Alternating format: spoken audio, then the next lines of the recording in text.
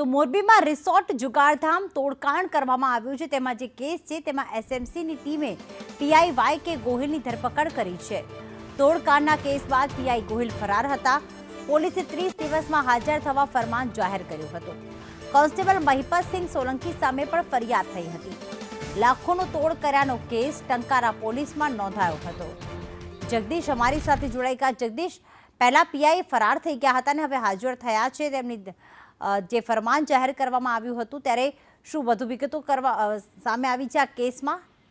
જી પ્રીતિ, ચોક્કસથી વાત કરવામાં આવે તો મોરબી જિલ્લાના ટંકારા ખાતે કમ્ફર્ટ રિસોર્ટ ધામ આવેલું છે અને આ કમ્ફર્ટ રિસોર્ટમાં જુગારધામ ચાલતું હતું। જે તે સમયે પીઆઈ ગોહિલ અને કોન્સ્ટેબલ મહિપતસિંહ સોલંકી છે તેમને દરોડો પાડ્યો હતો અને ત્યાંથી જુગારધામ ઝડપી પાડ્યું હતું અને જે બાબતે લાખોનો તોડ થયો હતો।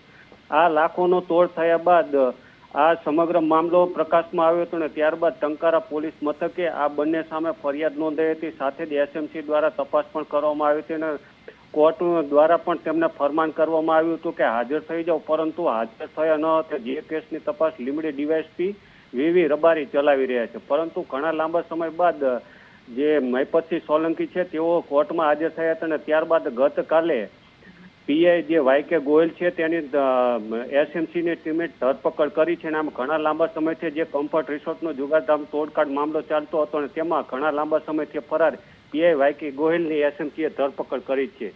આભાર તમામ વિગતો માટે।